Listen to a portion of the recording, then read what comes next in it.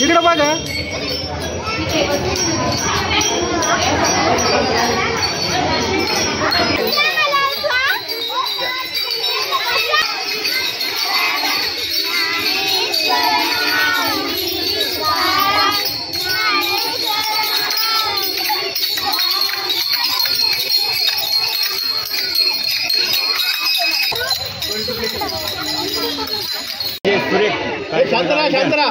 या ठिकाणी केलेलं आहे.